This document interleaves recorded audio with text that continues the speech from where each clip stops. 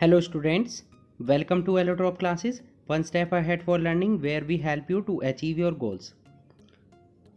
Students, आज हम discuss करने वाले हैं लेंस फॉर्मूला और मैग्निफिकेशन ऑफ लेंस के बारे में. ओके, तो first of all we will discuss on lens formula and then we will discuss on magnification. Okay, so let's start. Lens formula क्या है? लेंस फॉर्मूला एक ऐसा फॉर्मूला है जो एक रिलेशनशिप को डिफाइन करता है, और वो रिलेशनशिप किस किस के बीच में होती है? इमेज डिस्टेंस v के बीच में होती है, ऑब्जेक्ट डिस्टेंस u और फोकल लेंथ f के बीच में जो रिलेशनशिप बनती है, उन्हीं रिलेशनशिप को हम क्या बोलते हैं? लेंस फॉर्मूला बोलते हैं.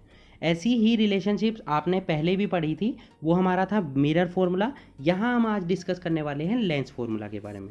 ठीक है, तो वह है फॉर्मूला जो image distance v, object distance u और फोकल लेंथ f के बीच में एक रिलेशनशिप बताता है. उस फॉर्मूले को हम क्या बोलते हैं? लेंस फॉर्मूला बोलते हैं.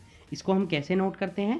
1/v minus 1/u is equals to 1/f. ये हमारा क्या है? Lens formula. सेम यही फॉर्मूला आपने मिरर फॉर्मूला में भी आपको पढ़ाया गया था, बट दोनों में डिफरेंस क्या है?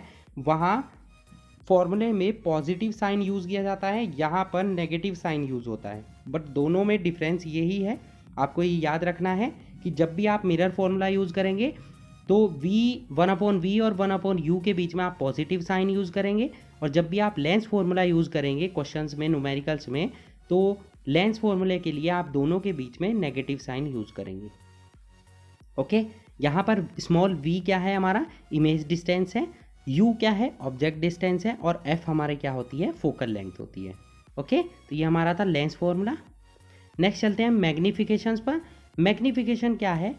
देखिए, किसी भी ऑब्जेक्ट का साइज, ठीक है, ऑब्जेक्ट के द्वारा जो हमारा ऑब्जेक्ट का जो इमेज बनती है किसी भी लेंस के थ्रू, वो डिपेंड करती है ऑब्जेक्ट की पोजीशन पर.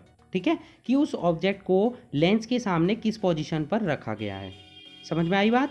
अब सपोज आपका जो ऑब्जेक्ट है वो कॉन्वेक्स लेंस के सामने रखा गया है कहीं पर भी, ठीक है, तो जो इमेज बनती है वो ऑब्जेक्ट से छोटी भी बन सकती है, वो ऑब्जेक्ट के इक्वली भी बन सकती है, और ऑब्जेक्ट से बड़ी भी बन सकती है. ये मैंने आपको लास्ट लेक्चर में पढ़ाया था. ओके, अब जो इमेज का साइज है वो डिपेंड करता है, वो डायरेक्टली रिलेट करता है किससे? लीनियर मैग्निफिकेशन से. ये लीनियर मैग्निफिकेशन क्या होता है? लीनियर मैग्निफिकेशन एक रेशो होता है, वो किस किस के बीच में होता है? हाइट ऑफ द इमेज और height of the object. Means height of the image और हाइट ऑफ द ऑब्जेक्ट के रेशो को हम क्या बोलते हैं? लीनियर मैग्निफिकेशन बोलते हैं. क्लियर? समझ आया आपको मैग्निफिकेशन क्या है? It is the ratio between the height of the image and the height of the object. Magnification का फॉर्मूला क्या हो जाएगा? Magnification is equals to height of image upon height of object. Height of image को हम h2 से denote कर रहे हैं, और हाइट ऑफ ऑब्जेक्ट को हम h1 से डिनोट कर रहे हैं, और मैग्निफिकेशन को हम स्मॉल m से डिनोट करते हैं. ठीक है, तो m इज इक्वल्स टू क्या हो जाएगा? h2 upon h1, where m is equals to magnification, h2 is equals to height of image and h1 is equals to height of the object. Okay, linear magnification को हम दूसरी तरह से भी define कर सकते हैं. वो क्या है? अभी तक हमने हाइट ऑफ द इमेज और हाइट ऑफ द ऑब्जेक्ट की फॉर्म में डिफाइन किया है इसको. इसी को हम बोल सकते हैं कि ये एक रेशो होता है image distance upon object distance के बीच में. ठीक है, the linear magnification produced by a lens is equals to the ratio of image distance to the object distance. Image distance और ऑब्जेक्ट डिस्टेंस के रेशो को हम क्या बोलते हैं? मैग्निफिकेशन.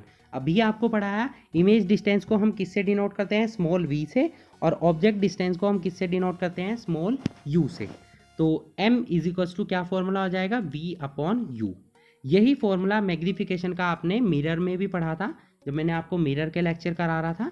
बट वहाँ पर क्या है? फॉर्मूले में हम नेगेटिव साइन यूज़ करते हैं, m is equals to minus v upon u. जबकि आप लेंस के लिए यूज़ करेंगे तो m इज इक्वल्स टू क्या हो जाएगा? v upon you.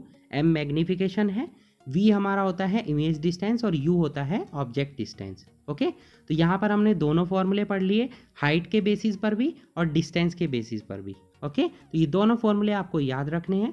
जब आप न्यूमेरिकल करेंगे तो काफ़ी न्यूमेरिकल इस पर बेस्ड एग्जाम में पूछे जाएंगे. ओके, अब कुछ इंपॉर्टेंट बातें हैं जो आपको याद रखनी है मैग्निफिकेशन से रिलेटेड. देखिए मैग्नीफिकेशन m की वैल्यू अगर कभी भी पॉजिटिव होती है तो वहाँ पर इमेज क्या हो जाती है, वर्चुअल और इरेक्ट होती है।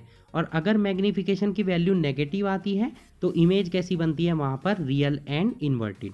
ठीक है, क्योंकि कॉन्वेक्स लेंस क्या है, वो वर्चुअल इमेजेस भी और रियल इमेजेस दोनों टाइप की इमेजेस का फॉर्मेशन कर सकता है। जैसे कि हमने लास्ट लेक्चर में डिस्कस किया था, 6 टॉपिक्स थे वहाँ पर, उनमें से एक में हमारी वर्चुअल और इरेक्ट बन रही थी, बाकी सब में रियल और इन्वर्टेड बनती है कॉन्वेक्स लेंस के थ्रू इमेज जो बनती है।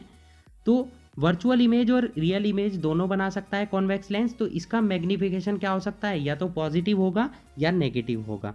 जबकि कॉन्केव लेंस, ठीक है, कैसी इमेजेस बनाता है, केवल और केवल वर्चुअल इमेजेस बनाता है। और वर्चुअल इमेजेस का मैग्नीफिकेशन कैसा होता है, पॉजिटिव।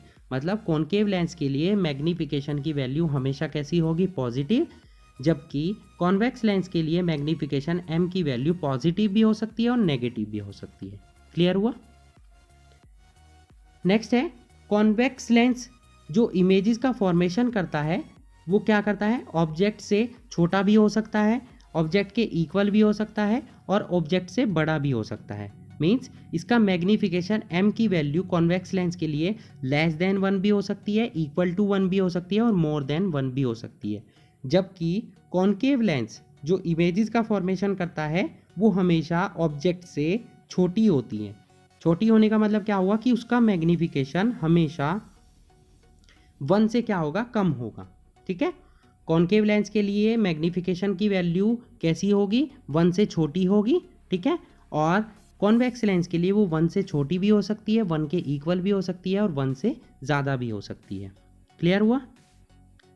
तो ये हमने डिस्कशन किया है आज हमने लेंस फॉर्मूला के बारे में और साथ में मैग्नीफिकेशन और उससे रिलेटेड कुछ इंपॉर्टेंट पॉइंट्स के बारे में।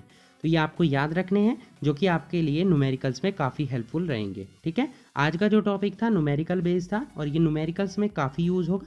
जब हम आपको न्यूमेरिकल्स की प्रैक्टिस कराएंगे आपको ये काफ़ी हेल्पफुल रहेगा आपके लिए। Okay, so that's it for today.